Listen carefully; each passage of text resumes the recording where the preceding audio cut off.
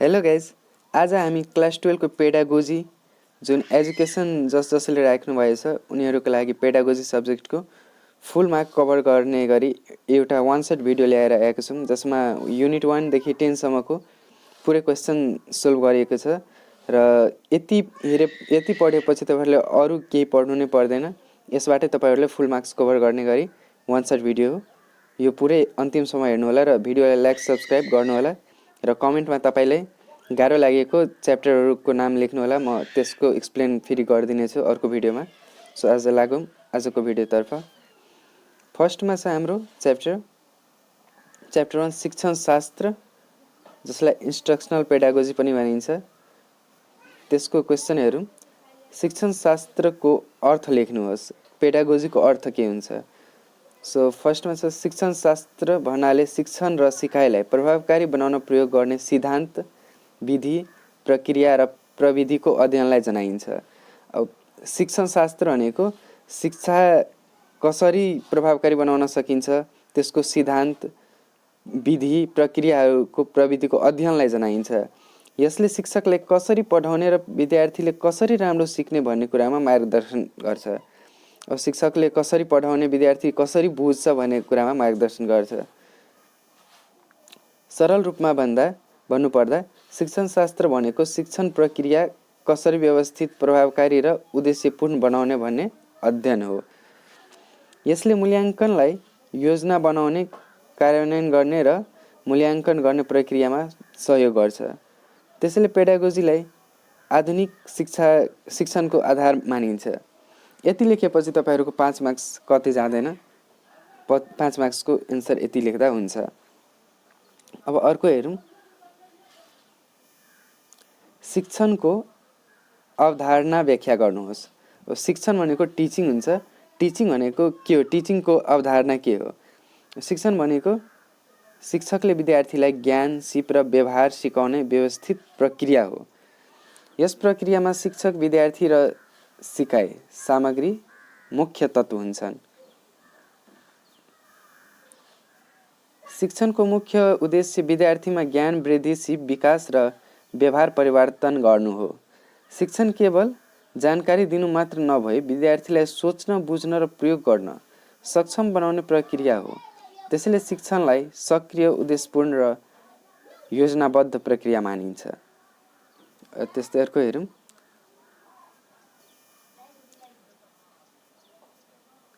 शिक्षण र सिकाइ, teaching and learning बीच सम्बन्ध लेख्नुहोस्। टिचिङ र लर्निङ, अब कसैले सिकाइरहेछ, कोही सिकिरहेछ, त्यो बीचको सम्बन्ध। शिक्षण र सिकाइ एक अर्कासँग घनिष्ठ रूपमा सम्बन्धित छन्। शिक्षण बिना सिकाइ सम्भव हुँदैन र सिकाइ बिना शिक्षणको अर्थ नै हुँदैन। अब शिक्षण बिना सिकाइ सम्भव हुँदैन भन्दाखेरि टिचिङ बिना लर्निङ पोसिबल छैन र लर्निङ बिना टिचिङको कुनै आधार नै छैन। त्यही हो। त्यस्तै शिक्षण भनेको शिक्षकले सिकाउने प्रक्रिया हो भने सिकाइ भनेको विद्यार्थीले ज्ञान, सिप र व्यवहार प्राप्त गर्ने प्रक्रिया हो। राम्रो शिक्षणले राम्रो सिकाइ परिणाम दिन्छ। त्यसैले दुवै प्रक्रिया एकअर्कालाई पूरक हुन्। अर्को हेरौं। शिक्षणलाई कला र विज्ञान किन भनिन्छ व्याख्या गर्नुहोस्। टिचिङलाई आर्ट किन भनिन्छ र साइन्स किन भनिन्छ? किनभने आर्ट भनेको एउटा कला हो, शिक्षण एउटा कला हो, सबैलाई त्यो कला हुँदैन र विज्ञान भनेको त्यसमा दिमाग लगाउनु पर्ने हुन्छ। अब हेरौँ के छ। शिक्षणलाई कला, आर्ट, विज्ञान, साइन्स दुवै मानिन्छ। शिक्षणलाई कला भनिन्छ किनभने शिक्षकको प्रस्तुति, व्यवहार र अनुभव अनुसार फरक हुन्छ। कक्षा नियन्त्रण गर्ने तरिका, विद्यार्थीलाई आकर्षित गर्ने शैलीमा सृजनशीलता चाहिन्छ।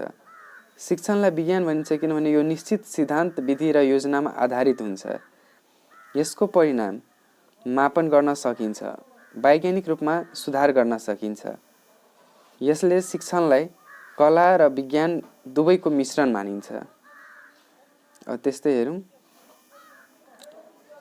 शिक्षण शास्त्रको महत्त्व लेख्नुहोस्। शिक्षण शास्त्र भनेको पेडागोजीको महत्त्व। शिक्षण शास्त्र शिक्षा प्रक्रियालाई व्यवस्थित र प्रभावकारी बनाउन अत्यन्त महत्त्वपूर्ण छ।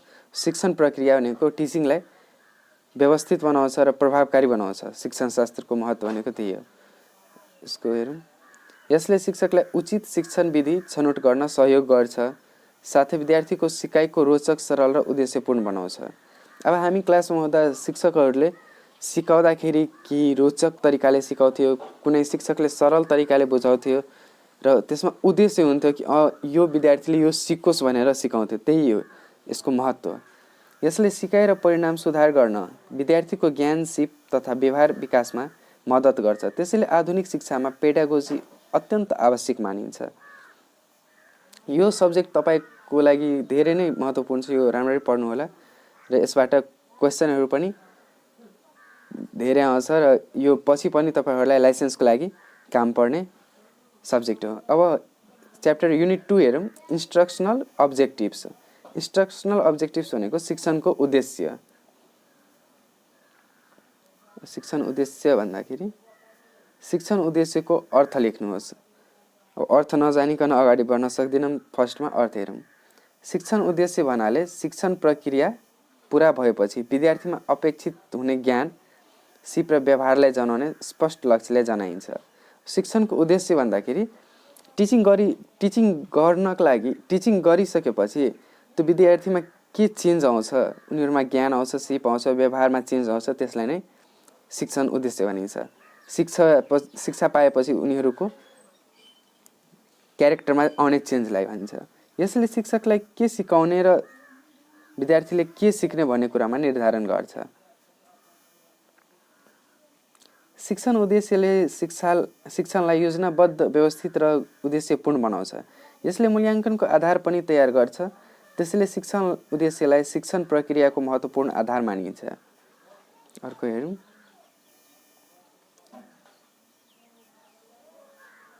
शिक्षण उद्देश्यको महत्त्व व्याख्या गर्नुहोस्। शिक्षण उद्देश्य भनेको शिक्षण उद्देश्य शिक्षण प्रक्रियामा अत्यन्त महत्त्वपूर्ण हुन्छ। यसले शिक्षणलाई स्पष्ट दिशा प्रदान गर्छ र शिक्षकलाई योजना बनाउन सहयोग गर्छ। यसले विद्यार्थीको सिकाइलाई मापन गर्न सजिलो बनाउँछ र मूल्याङ्कन प्रक्रिया प्रभावकारी बनाउँछ। शिक्षण उद्देश्यले शिक्षणलाई उद्देश्यपूर्ण र परिणाममुखी बनाउँछ। त्यसले आधुनिक शिक्षणमा यसको महत्त्वपूर्ण भूमिका हुन्छ। आधुनिक शिक्षणमा शिक्षणको महत्त्वपूर्ण भूमिका हुन्छ, किनभने अब आधुनिक शिक्षा भन्दाखेरि कसरी हामी त्यसलाई अगाडि बढाउँछौँ, कसरी विद्यार्थीहरूले बुझ्छ, प्रभावकारी कसरी हुन्छ, मूल्याङ्कन कसरी गरिन्छ, त्योहरू हुन्छ। त्यसैले यो प्रभावकारी हुन्छ। अब अर्को हेरौँ। संज्ञानात्मक क्षेत्रको व्याख्या गर्नुहोस्। यो सबभन्दा इम्पोर्टेन्ट छ। यो भिभिआई छ, यो आउन सक्ने छ। संज्ञानात्मक क्षेत्र भन्दाखेरि शिक्षण उद्देश्यको एक महत्त्वपूर्ण भाग हो जुन ज्ञान, समझ र सोचाइसँग सम्बन्धित हुन्छ। यसमा विद्यार्थीको मानसिक क्षमता विकास हुन्छ। अब हाम्रो जुन क्लासमा पढाइन्छ त्यो भनेको संज्ञानात्मक क्षेत्र भयो। त्यसमा हामीलाई ज्ञान, समझ, सोचाइसँग सम्बन्धित हुन्छ। विद्यार्थीको मानसिक क्षमताको विकास हुन्छ। अब यसमा हेरौँ। यस क्षेत्रमा सम्झना, बुझाइ, प्रयोग, विश्लेषण, मूल्याङ्कन र सिर्जना जस्ता स्तरहरू समावेश हुन्छ। यो भनेको हाम्रो क्लासमा पढाइने तरिका हो। यो क्षेत्र विशेष गरी पढाइ, लेखाइ, समस्या समाधान र तार्किक सोच विकासमा केन्द्रित हुन्छ। यसमा हाम्रो म्याथको कुनै हिसाब सोल्भ गर्ने भनेको यसमै आउँछ, संज्ञानात्मकमा। अब अर्को हेरौँ। भावनात्मक क्षेत्र। भावनात्मक भन्दाखेरि पहिला नै भइहाल्छ हाम्रो मनमा आएको कुराहरू, मनमा रुचि लागेको, त्यस्तो भावनात्मक भनेको इमोसनल जस्तो एफेक्टिभ डोमेन हो। यसमा भावनात्मक क्षेत्र शिक्षण उद्देश्यको अर्को महत्त्वपूर्ण भाग हो जुन भावना, रुचि, मूल्य, व्यवहारसँग सम्बन्धित हुन्छ। यसको हेरौँ। यस क्षेत्रमा विद्यार्थीको दृष्टिकोण, भावना र मूल्य विकास हुन्छ। यसले विद्यार्थीले अनुशासित, जिम्मेवार र सकारात्मक बनाउँछ। उदाहरणका लागि विद्यालयप्रति सम्मान राख्नु, सहयोगी भावना विकास गर्नु आदि यस क्षेत्रमा पर्छ। यो भनेको हाम्रो व्यवहारमा आएको चेन्जेस, हाम्रो व्यवहारमा हाम्रो मनले भनेको कुरा सुन्नु, त्यसलाई कार्यान्वयन गर्नुलाई भावनात्मक भनिन्छ। अब अर्को हेरौँ। मनोचालक क्षेत्र। मनोचालक क्षेत्र भन्दाखेरि साइकोमोटर डोमेन। मनोचालक भनेको हाम्रो मनोस्थितिलाई बुझाउँछ। मनोचालक क्षेत्र शिक्षण उद्देश्यको एक भाग हो जुन शारीरिक सिप र कार्यक्षमतासँग सम्बन्धित हुन्छ। यस क्षेत्रमा विद्यार्थीले हात, आँखा समन्वय, उपकरण प्रयोग र व्यावहारिक सिप विकास गर्छ। जस्तै प्रयोगशालामा प्रयोग गर्नु, चित्र बनाउनु वा लेखन सिप विकास गर्नु यस क्षेत्रमा पर्छ। तपाईहरुले ब्याकग्राउन्डमा त्यति ध्यान नदिनु होला, बाहिर काम भइरहेको छ, त्यसकारणले हाम्रो ब्याकग्राउन्डमा आवाज आइरहेको छ, त्यसलाई इग्नोर गर्नु होला र पढाइमा फोकस गर्नु होला र भिडियोलाई लाइक र च्यानललाई सब्स्क्राइब गर्नु होला। अब हेरौँ युनिट 3 मा इन्स्ट्रक्सनल प्लानिङ, शिक्षण योजना। अब शिक्षण योजना भन्दाखेरि हाम्रो जुन सिलेबसहरु हुन्छ र त्यसमा क्रेडिट आवरहरु हुन्छ त्यो हो। अब यसको हेरौँ। फर्स्टमा अर्थ र महत्व हेरौँ। इन्स्ट्रक्सनल प्लानिङ, शिक्षण योजनाको अर्थ र महत्व व्याख्या गर्नुहोस्। शिक्षण योजना भन्नाले शिक्षणलाई प्रभावकारी बनाउन शिक्षकले पहिला नै तयार गर्ने व्यवस्थित योजना हो। अब पढाउनु भन्दा पहिला नै शिक्षकले तयार गर्ने योजनालाई शिक्षण योजना भनिन्छ। यसमा के पढाउने, कसरी पढाउने, कहिले पढाउने र किन पढाउने भन्ने कुरामा समावेश हुन्छन्। शिक्षण योजना शिक्षण प्रक्रियालाई उद्देश्यपूर्ण र व्यवस्थित बनाउने आधार हो। यसले शिक्षकलाई स्पष्ट मार्गदर्शन दिन्छ र विद्यार्थीको सिकाइलाई प्रभावकारी बनाउँछ। यसको महत्व भन्दाखेरि शिक्षणलाई व्यवस्थित बनाउँछ, समयको सही प्रयोग हुन्छ, शिक्षण उद्देश्य प्राप्त गर्न सहयोग गर्छ, कक्षा व्यवस्थापन सजिलो हुन्छ, मूल्याङ्कन प्रभावकारी हुन्छ। त्यसैले शिक्षण योजना आधुनिक शिक्षण प्रक्रियाको महत्त्वपूर्ण भाग हो। अब अर्को हेरौँ। वार्षिक योजना, एनुअल प्लान व्याख्या गर्नुहोस्। एनुअल प्लान हुन्छ जुन कि हाम्रो सम्पूर्ण शैक्षिक वर्षका लागि तयार गरिन्छ। अब यसको हेरौँ। वार्षिक योजना भनेको सम्पूर्ण शैक्षिक वर्षको लागि तयार गर्ने शिक्षण योजना हो। यसमा वर्षभरि पढाइने पाठ्यक्रम, समय विभाजन, परीक्षा अनि गतिविधिहरू समावेश हुन्छ, जसमा खेलकुदहरू पनि हुन्छ समावेश गरिएको, जुन कि विद्यार्थीको फिजिकली ट्रेन गर्नको लागि योजना बनाएको हुन्छ। अब वार्षिक योजनाले शिक्षकलाई वर्षभरि पढाइलाई व्यवस्थित रूपमा सञ्चालन गर्न मद्दत गर्छ। यसले पाठ्यक्रम समयमै पुरा गर्न सहयोग गर्छ। अब यसको विशेषता हेरौँ। विशेषताहरू सम्पूर्ण वर्षको योजना, समय विभाजन स्पष्ट हुन्छ, पाठ्यक्रम अनुसार तयार गरिन्छ, परीक्षा र छुट्टी पनि समावेश हुन्छ। यसले शिक्षण प्रक्रियालाई योजनाबद्ध बनाउँछ। त्यस्तै अर्को हेरौँ। इकाइ योजना, युनिट प्लान व्याख्या गर्नुहोस्। युनिट प्लान भनेको एउटा युनिट पढाउँदाखेरि त्यसको युनिट पढाउनु भन्दा पहिला नै त्यसको व्याख्या गर्नुपर्ने हुन्छ, त्यसलाई प्लानिङ गर्नुपर्ने हुन्छ। पढाउनु भन्दा पहिला नै प्लानिङ गर्नुपर्ने हुन्छ। इकाइ योजना भनेको पाठ्यक्रमको कुनै एक इकाइलाई पढाउन तयार गर्ने विस्तृत योजना हो। यसमा इकाइको उद्देश्य, विषयवस्तु, शिक्षण विधि र मूल्याङ्कन समावेश हुन्छ।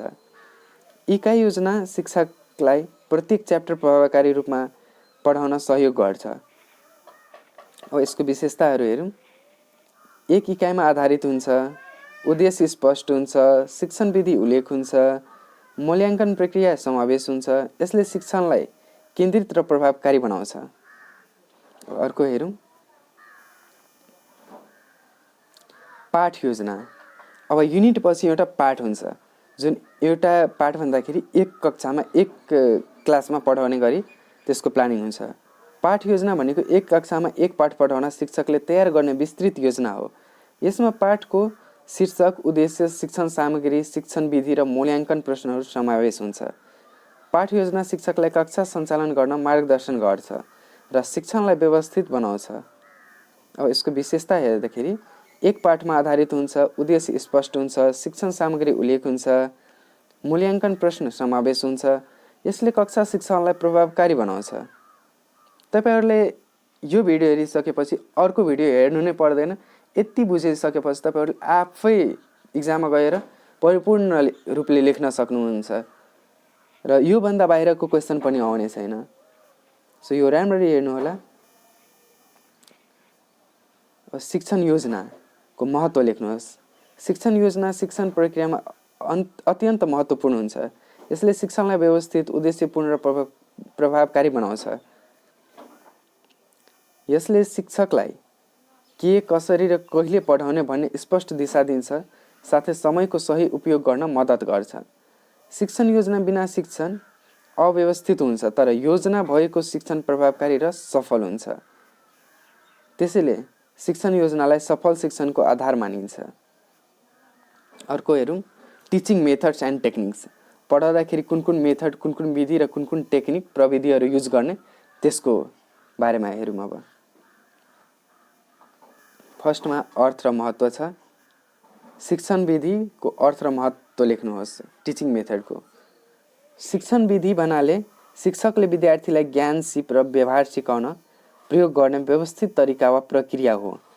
यसले शिक्षकलाई प्रभावकारी, उद्देश्यपूर्ण र व्यवस्थित बनाउँछ। शिक्षण विधि शिक्षक र विद्यार्थीको अन्तर्क्रिया प्रक्रिया हो, जसले सिकाइलाई सरल र बुझ्न सजिलो बनाउँछ। अब शिक्षण विधिको महत्त्व हेरौँ। शिक्षणलाई प्रभावकारी बनाउँछ, विद्यार्थीको सहभागिता बढाउँछ, जटिल विषयलाई सरल बनाउँछ, सिकाइलाई रोचक बनाउँछ, व्यवहारिक ज्ञान विकास गर्छ। त्यसैले शिक्षण विधि सफल र शिक्षणको आधार हो। त्यस्तै अर्को हेरौँ, शिक्षक केन्द्रित विधि, टिचिङ सेन्टर मेथड।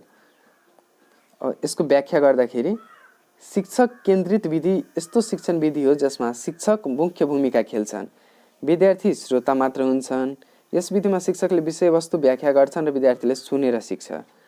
अब क्लासमा कुनै पाठ पढ्दाखेरि, जस्तै कथा कविताहरू पढ्दाखेरि शिक्षकले त्यो कविताहरूलाई एक्सप्लेन गर्दै हुनुहुन्छ र हामी विद्यार्थी सुनेर सिक्छौँ त्यसलाई।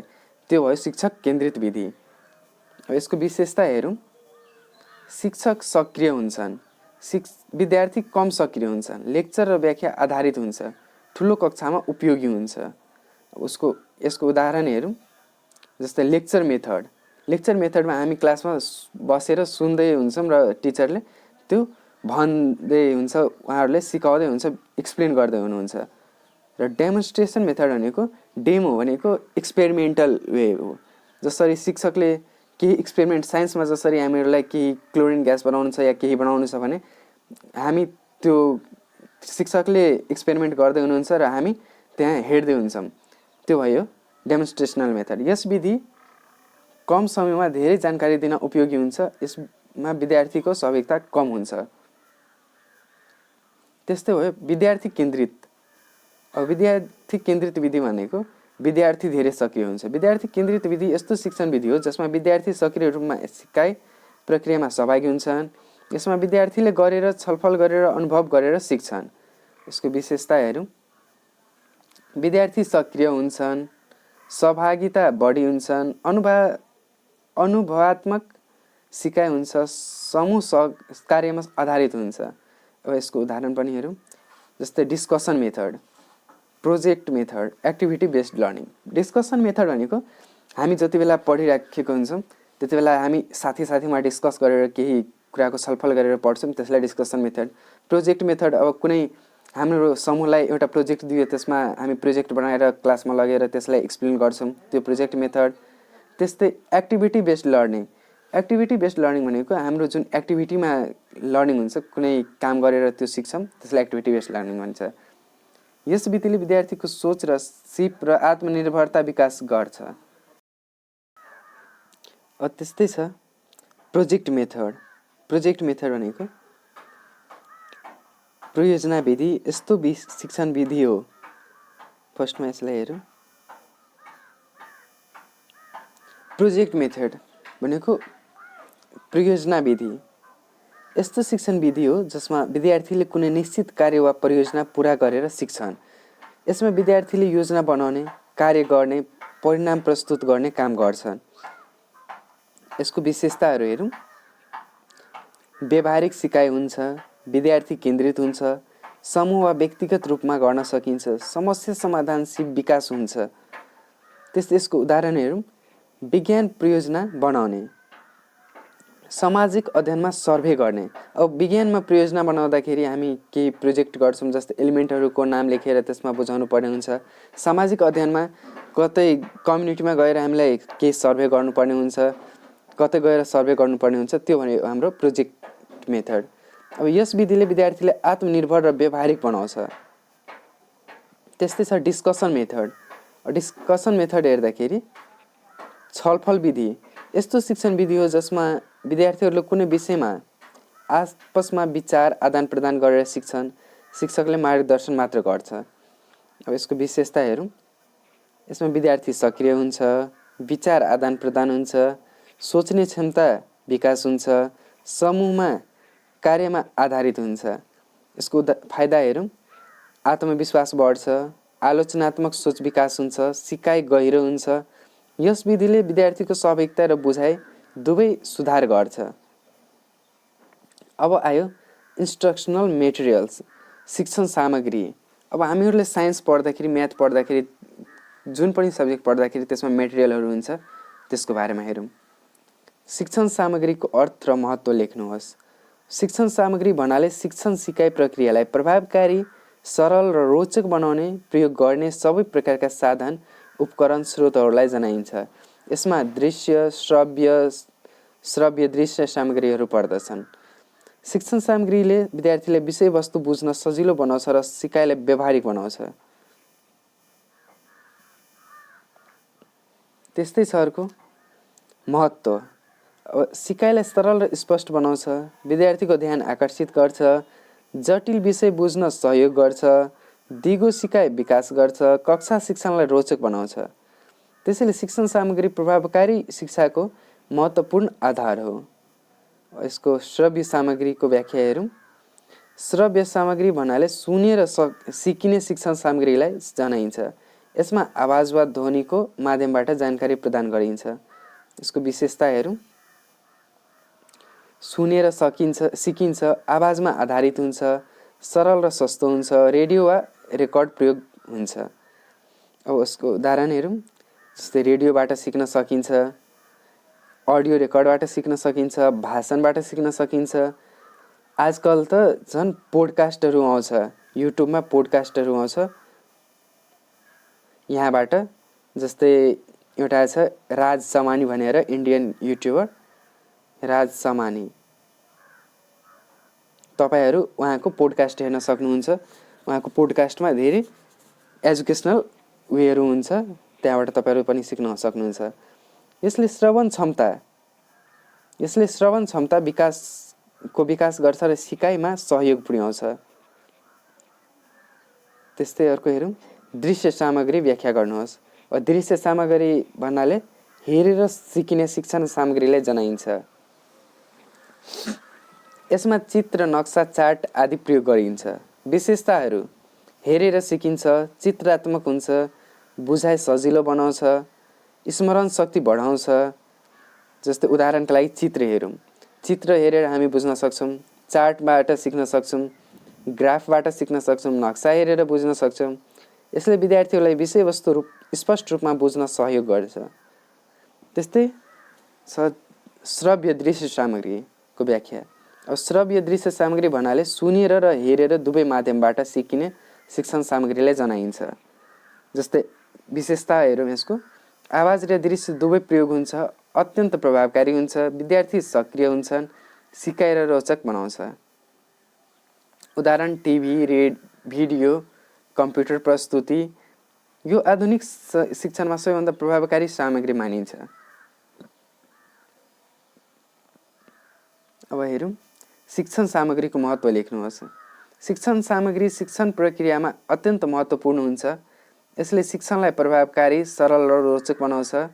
शिक्षण सामग्री प्रयोग गर्दा विद्यार्थीले विषयवस्तु राम्रोसँग बुझ्न सक्छन् र सिकाइ व्यावहारिक हुन्छ। यसले विद्यार्थीको ध्यान आकर्षित गर्छ र दिगो सिकाइ विकास गर्छ। त्यसैले शिक्षण सामग्री सफल शिक्षणको महत्त्वपूर्ण भाग हो। अब युनिट 6 को हेरौँ। कन्सेप्ट अफ इभ्यालुएसन, मूल्याङ्कनको अवधारणा पूर्ण व्याख्या गरिएको छ। हेरौँ। मूल्याङ्कनको अर्थ र उद्देश्य व्याख्या गर्नुहोस्। मूल्याङ्कन भन्नाले विद्यार्थीको सिकाइ स्तर, प्रगति र उपलब्धिलाई मापन गरी त्यसको आधार निर्णय गर्ने प्रक्रियालाई जनाइन्छ। मूल्याङ्कन भनेको अहिले हामी जुन इक्जाम दिइरहेको छ त्यसलाई नै मूल्याङ्कन भनिन्छ। यसबाट हाम्रो पढाइ स्तर, प्रगति, उपलब्धि सबै मापन गरिन्छ। यसले विद्यार्थीको कति सिक्यो, कस्तो सिक्यो, कहाँ सुधार गर्नुपर्ने छ भन्ने कुरा पत्ता लगाउँछ। मूल्याङ्कन शिक्षण सिकाइ प्रक्रियाका महत्त्वपूर्ण भाग हो जसले शिक्षणलाई प्रभावकारी बनाउँछ। मूल्याङ्कनको उद्देश्य भन्दाखेरि विद्यार्थीको सिकाइ स्तर पत्ता लगाउनु, शिक्षणको प्रभावकारिता जाँच गर्नु, त्यस्तै कमजोरी पहिचान गर्नु, सुधारका उपाय सुझाव दिनु, निर्णय लिन सहयोग गर्नु। त्यसैले मूल्याङ्कन सिकाइ सुधारको महत्त्वपूर्ण साधन हो र मूल्याङ्कन लिनुपर्ने हुन्छ। अब मेजरमेन्ट र इभ्यालुएसन बीच फरक लेख्नुहोस्। मेजरमेन्ट भनेको मापन र मूल्याङ्कन बीच फरक। मेजरमेन्ट र इभ्यालुएसन शिक्षण प्रक्रियामा सम्बन्धित भए पनि फरक अवधारणा हुन्। मेजरमेन्ट भन्नाले विद्यार्थीको उपलब्धि अङ्क वा सङ्ख्यात्मक व्यक्त गर्ने प्रक्रिया हो भने इभ्यालुएसन भन्नाले त्यसको आधारमा निर्णय गर्ने प्रक्रिया हो। दुईटा बीच फरक हेरौँ। मेजरमेन्ट सङ्ख्यात्मक हुन्छ, इभ्यालुएसन गुणात्मक र सङ्ख्यात्मक दुवै हुन्छ। मेजरमेन्ट मात्र अङ्क दिन्छ, इभ्यालुएसन निर्णय दिन्छ। मेजरमेन्ट सीमित हुन्छ, इभ्यालुएसन व्यापक हुन्छ। मेजरमेन्ट इभ्यालुएसनको एक भाग हो। निष्कर्षमा मेजरमेन्ट आधार हो भने इभ्यालुएसन अन्तिम निर्णय हो। त्यस्तै मूल्याङ्कनका कार्यहरूको व्याख्या गर्नुहोस्। Function of evaluation. मूल्याङ्कनले सिकाइ प्रक्रियामा विभिन्न महत्त्वपूर्ण कार्य गर्छ। यसले विद्यार्थीको प्रगति जाँच गर्छ र सिकाइको स्तर पत्ता लगाउँछ। साथै विद्यार्थीको कमजोरी पहिचान गरेर सुधारको उपाय प्रदान गर्छ। त्यसको मुख्य कार्यहरू सिकाइको प्रगति जाँच गर्नु, कमजोरी पत्ता लगाउनु, सुधारको उपाय दिनु, शिक्षण विधि सुधार गर्नु, भविष्यको योजना बनाउन सहयोग गर्नु। यसले मूल्याङ्कनले शिक्षणलाई प्रभावकारी बनाउँछ। अर्को हेरौँ। शिक्षणमा मूल्याङ्कनको भूमिका लेख्नुहोस्। मूल्याङ्कन शिक्षण प्रक्रियामा अत्यन्त महत्त्वपूर्ण भूमिका खेल्छ। यसले शिक्षक र विद्यार्थी दुवैलाई फिडब्याक प्रदान गर्छ। शिक्षकले मूल्याङ्कनबाट आफ्नो शिक्षण विधि सुधार गर्न सक्छन् भने विद्यार्थीले आफ्नो कमजोरी सुधार गर्न सक्छन्। यसको भूमिका हेर्दा सिकाइ स्तर देखाउँछ, शिक्षण सुधार गर्न मद्दत गर्छ, विद्यार्थीले प्रोत्साहन गर्छ, सही निर्णय लिन सहयोग गर्छ। त्यसैले मूल्याङ्कन बिना प्रभावकारी शिक्षण सम्भव हुँदैन। अब अर्को हेरौँ। राम्रो मूल्याङ्कनका विशेषताहरू लेख्नुहोस्। राम्रो मूल्याङ्कनले सही र विश्वसनीय परिणाम दिन्छ। यसले निष्पक्ष, स्पष्ट, उद्देश्य अनुसार हुनुपर्छ ताकि विद्यार्थीको वास्तविक सिकाइ स्तर मापन गर्न सकियोस्। विशेषताहरू: निष्पक्ष, फेयर, विश्वसनीय, रिलायबल, वस्तुनिष्ठ भनेको अब्जेक्टिभ हुनु पर्यो, उद्देश्य अनुसार हुनु पर्यो र स्पष्ट र सरल हुनु पर्यो। यसरी राम्रो मूल्याङ्कन सही निर्णय लिन मद्दत गर्छ। अर्को हेरौँ। मूल्याङ्कनका प्रकार, टाइप्स अफ इभ्यालुएसन। निर्माणात्मक मूल्याङ्कन, फर्मेटिभ इभ्यालुएसनको व्याख्या गर्नुहोस्। निर्माणात्मक मूल्याङ्कन भन्नाले सिकाइ प्रक्रिया भइरहेको क्रममा विद्यार्थीको जाँच गरिने मूल्याङ्कनलाई जनाइन्छ। यसले विद्यार्थीको सिकाइलाई निरन्तर रूपमा निगरानी गरेर सुधार गर्न सहयोग गर्छ। यस प्रकारको मूल्याङ्कन नियमित रूपमा गरिन्छ र विद्यार्थीलाई फिडब्याक प्रदान गर्छ। यसको विशेषता हेरौँ। सिकाइ भइरहेको बेला गरिन्छ, नियमित र निरन्तर हुन्छ, सुधारमा केन्द्रित हुन्छ, फिडब्याक प्रदान गर्छ। त्यस्तै यसको उदाहरण हेरौँ। कक्षा परीक्षण, गृह कार्य, मौखिक प्रश्न। यसले विद्यार्थीको कमजोरी सुधार गर्न मद्दत गर्छ। त्यस्तै हेरौँ। समेटात्मक मूल्याङ्कन भनेको समेटिभ इभ्यालुएसनको व्याख्या गर्नुहोस्। समेटात्मक मूल्याङ्कन भन्नाले सिकाइ प्रक्रिया समाप्त भएपछि विद्यार्थीको अन्तिम उपलब्धि मापन गर्न सकिने मूल्याङ्कनलाई जनाइन्छ। यसले विद्यार्थीको समग्र प्रदर्शनलाई मूल्याङ्कन गरेर ग्रेड वा रिजल्ट प्रदान गर्छ। यो भनेको फाइनल रिजल्ट जस्तै हो, फाइनल इक्जाम जस्तै। सिकाइ अन्त्यमा गरिन्छ। यसको विशेषता हेरौँ। सिकाइ अन्त्यमा गरिन्छ, अन्तिम परिणाम दिन्छ, ग्रेडिङ वा र्याङ्किङ हुन्छ, निर्णय लिन प्रयोग हुन्छ। उदाहरणको लागि वार्षिक परीक्षा, बोर्ड परीक्षा। यसले विद्यार्थीको अन्तिम उपलब्धि मापन गर्छ। त्यस्तै हेरौँ।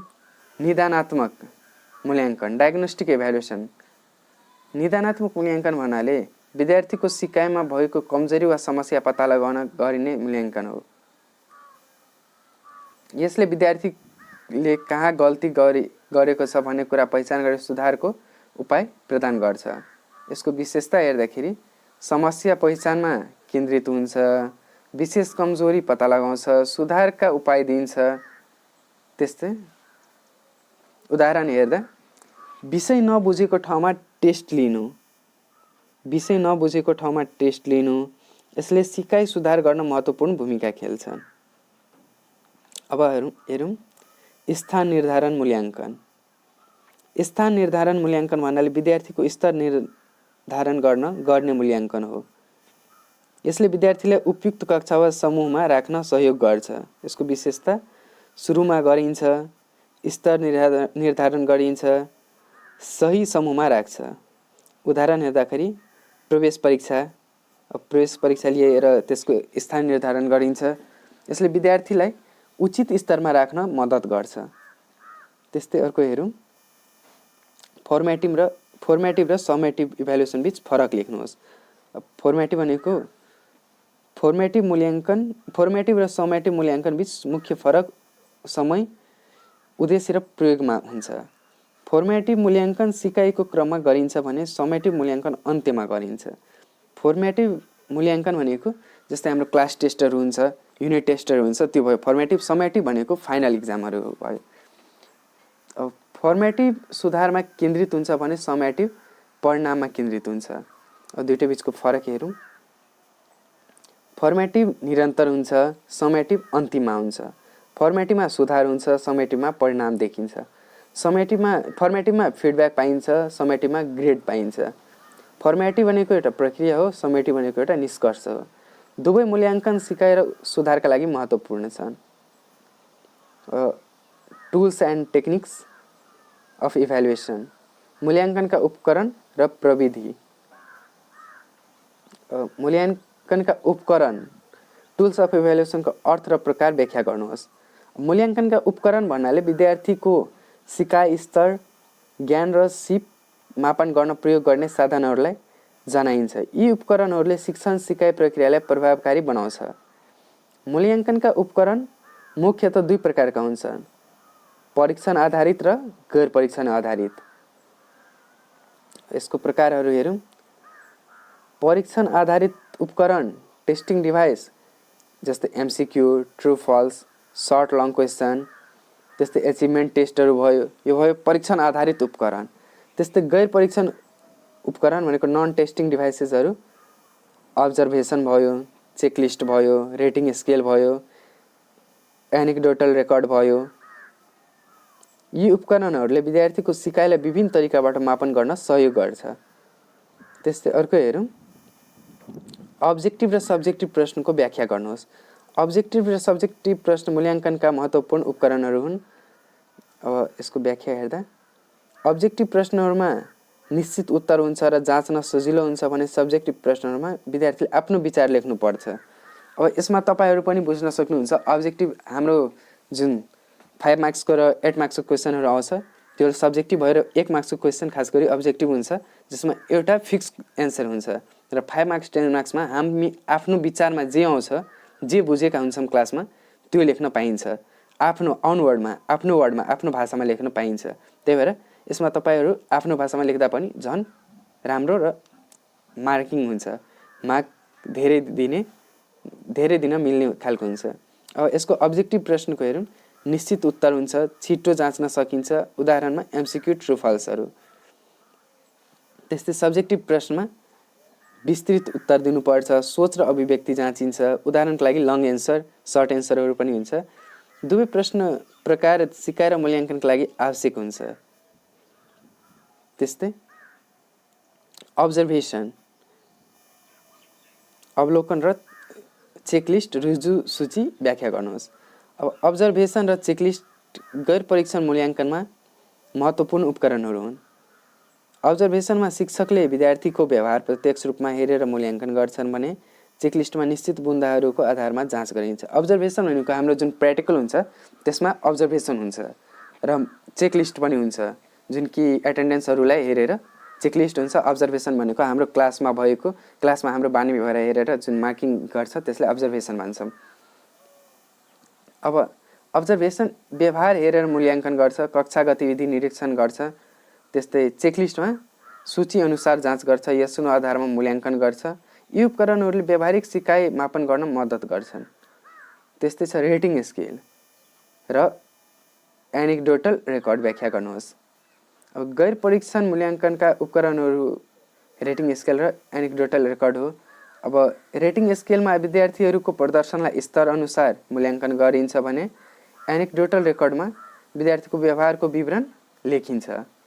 रेटिङ स्केलको स्तर अनुसार मूल्याङ्कन हुन्छ, उदाहरणका लागि एक्सलेन्ट, गुड, एभरेज हुन्छ। अनि एनेक्डोटल रेकर्डमा विशेष घटनाको अभिलेख राखिन्छ, व्यवहारको विवरण राखिन्छ। यी उपकरणले विद्यार्थीको व्यवहार र प्रगति मूल्याङ्कन गर्न सहयोग गर्छ। त्यस्तै छ एचिभमेन्ट टेस्ट। अब एचिभमेन्ट टेस्ट हेर्दाखेरि एचिभमेन्ट टेस्ट भन्नाले विद्यार्थीले पाठ्यक्रम अनुसार कति ज्ञान हासिल गर्यो भन्ने मापन गर्न प्रयोग गर्ने परीक्षण हो। यो परीक्षण शिक्षणपछि विद्यार्थीको उपलब्धि जाँच गर्न प्रयोग गरिन्छ। यसको विशेषता हेर्दाखेरि पाठ्यक्रममा आधारित हुन्छ, ज्ञान र सिप मापन गर्छ, अब्जेक्टिभ र सब्जेक्टिभ दुवै प्रश्न हुन्छ। यसले विद्यार्थीको समग्र सिकाइ स्तर पत्ता लगाउँछ। अब टेस्ट कन्स्ट्रक्सन हेरौँ, परीक्षण सामग्री निर्माणको। अब टेस्ट कन्स्ट्रक्सनमा हेर्दाखेरि परीक्षण निर्माणको अर्थ उद्देश्य व्याख्या गर्नुहोस्।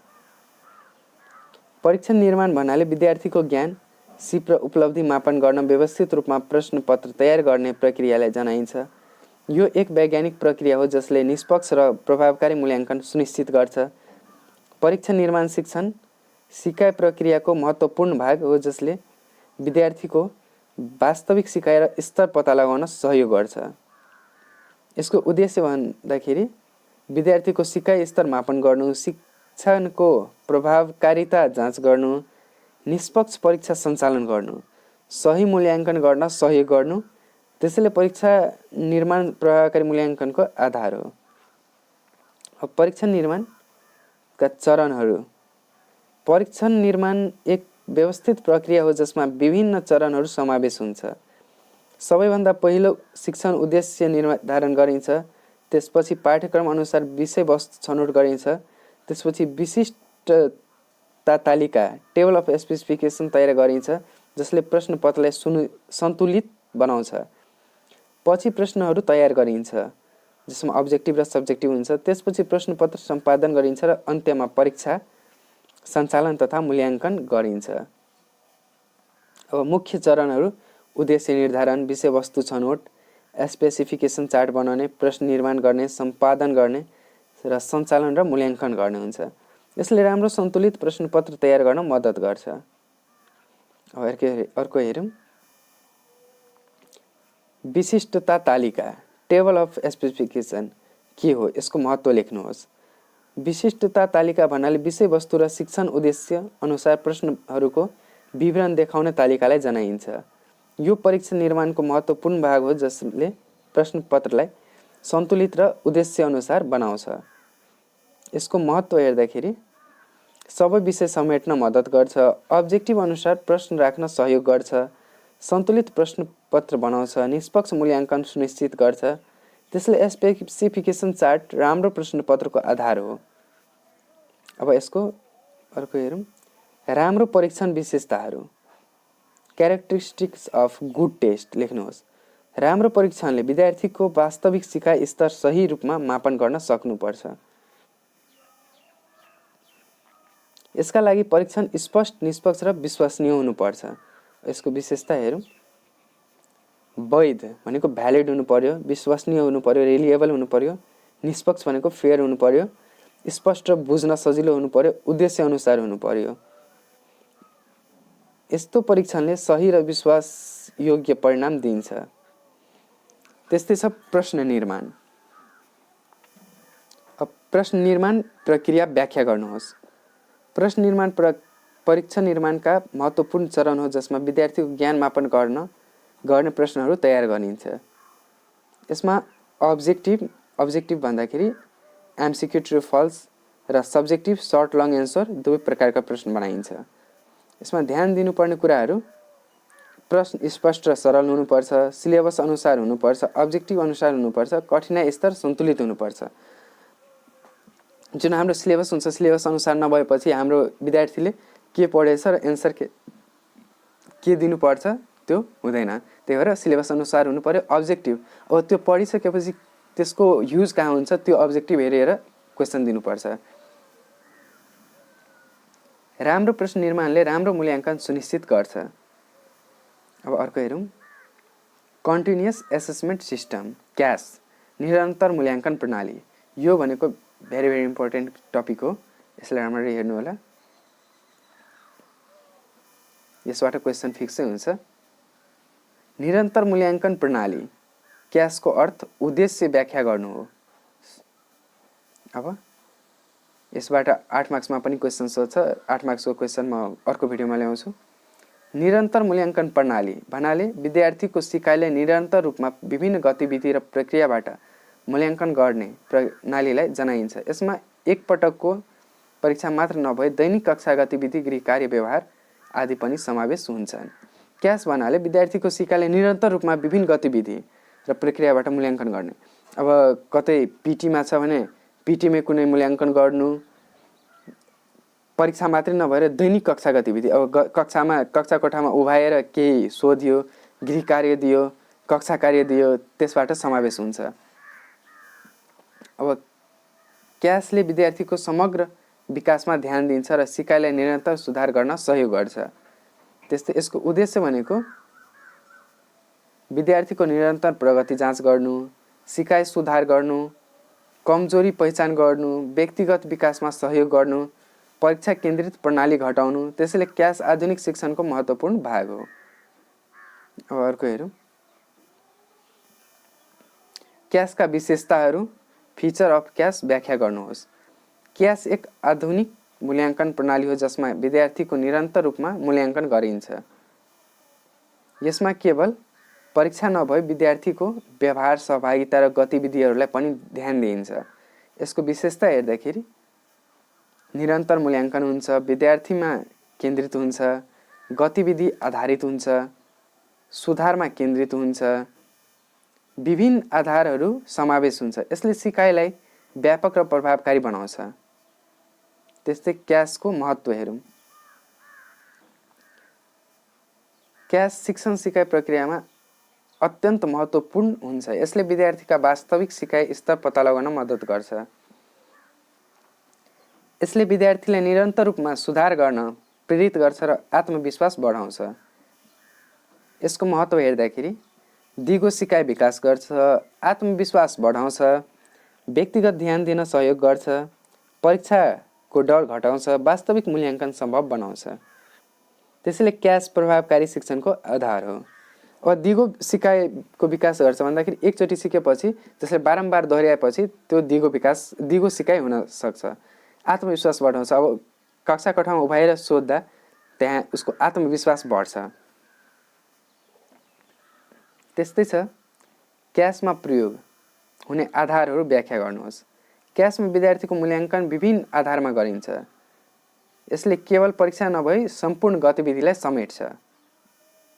मुख्य आधारहरू कक्षामा सहभागिता, गृह कार्य हुनु पर्यो, परियोजना कार्य गर्नु पर्यो, व्यवहार र अनुशासनमा हुनु पर्यो, उपस्थिति हुनु पर्यो, कक्षा परीक्षणमा सहभागिता हुनु पर्यो। यी आधारहरूले विद्यार्थीको समग्र विकास मापन गर्न मद्दत गर्छ। त्यस्तै छ, क्यास र परम्परागत मूल्याङ्कन बीच फरक लेख्नुहोस्। क्यास र परम्परागत मूल्याङ्कन प्रणाली बीच मुख्य फरक समय, प्रक्रिया र उद्देश्यमा हुन्छ। क्यास निरन्तर रूपमा गरिन्छ भने परम्परागत मूल्याङ्कन एकपटक मात्र परीक्षा मार्फत गरिन्छ। क्यास निरन्तर हुन्छ, ट्रेडिसनल अन्तिम परीक्षा हुन्छ। क्यास भनेको प्रक्रिया आधारित हुन्छ, ट्रेडिसनल भनेको परिणाम आधारित हुन्छ। त्यस्तै क्यास भनेको सुधारमा केन्द्रित हुन्छ, ट्रेडिसनल भनेको ग्रेडिङमा केन्द्रित हुन्छ। यो फर्मेटिभ र समेटिभ जस्तै छ क्यास र ट्रेडिसनल। क्यास भनेको गतिविधि समावेश हुन्छ, ट्रेडिसनल भनेको केवल परीक्षा हुन्छ। यो क्यास भनेको फर्मेटिभ र ट्रेडिसनल भनेको समेटिभ जस्तै छ। क्यास आधुनिक र प्रभावकारी प्रणाली मानिन्छ। अब परीक्षा व्यवस्थापनको पूर्ण व्याख्या हेरौँ। परीक्षा व्यवस्थापनको अर्थ र महत्त्व लेख्नुहोस्। परीक्षा व्यवस्थापन भन्नाले परीक्षामा सञ्चालन गर्न आवश्यक समूहपूर्ण प्रक्रिया हो। जस्तै योजना बनाउने, प्रश्नपत्र तयार गर्ने, परीक्षा सञ्चालन गर्ने, उत्तर पुस्तिका जाँच गर्ने र नतिजा प्रकाशन गर्ने कार्यलाई जनाइन्छ। यो प्रक्रिया व्यवस्थित रूपमा सञ्चालन गर्दा निष्पक्ष र विश्वसनीय मूल्याङ्कन सम्भव हुन्छ।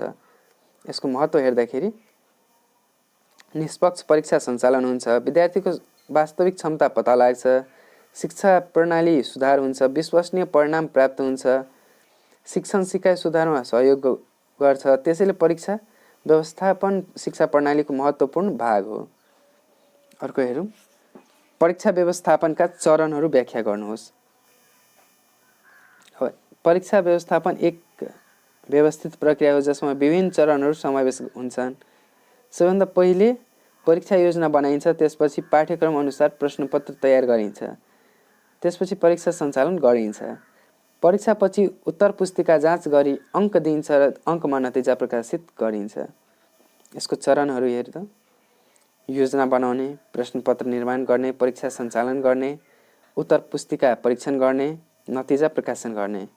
यी सबै चरणहरूले परीक्षा प्रणालीलाई व्यवस्थित बनाउँछ। अर्को हेर्दा प्रश्नपत्र निर्माण व्याख्या गर्नुहोस्। प्रश्नपत्र निर्माण भनेको पाठ्यक्रम अनुसार विद्यार्थीको ज्ञान र सिप जाँच गर्न उपयुक्त प्रश्नहरू तयार गर्ने प्रक्रिया हो। यसमा अब्जेक्टिभ र सब्जेक्टिभ दुवै प्रकारका प्रश्न समावेश गरिन्छ। प्रश्न स्पष्ट, सरल र सिलेबस अनुसार हुनुपर्छ। विशेषताहरू पाठ्यक्रममा आधारित हुन्छ, स्पष्ट सन्तुलित प्रश्न हुन्छ, अब्जेक्टिभ र सब्जेक्टिभ दुवै प्रश्न हुन्छ। राम्रो प्रश्नले निष्पक्ष मूल्याङ्कन सुनिश्चित गर्छ। अब उत्तर पुस्तिका परीक्षणको व्याख्या गर्नुहोस्। उत्तर पुस्तिका परीक्षण कसरी गर्छ? उत्तर पुस्तिका परीक्षण भनेको विद्यार्थीले दिएको उत्तरलाई जाँच गरी अङ्क प्रदान गर्ने प्रक्रिया हो। यस प्रक्रियामा शिक्षकले विद्यार्थीको ज्ञान, बुझाइ र लेखन क्षमता मूल्याङ्कन गर्छन्।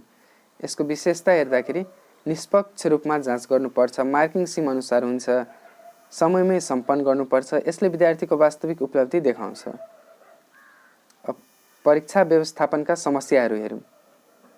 परीक्षा व्यवस्थापनमा विभिन्न समस्याहरू देख्न सकिन्छ जसले निष्पक्षता र गुणस्तरमा असर पार्छ। मुख्य समस्या भनेको नकल, चिटिङ भनेको जुन हामी इक्जाम दिँदाखेरि चिटिङ गर्छौँ त्यो भनेको मुख्य समस्या हो।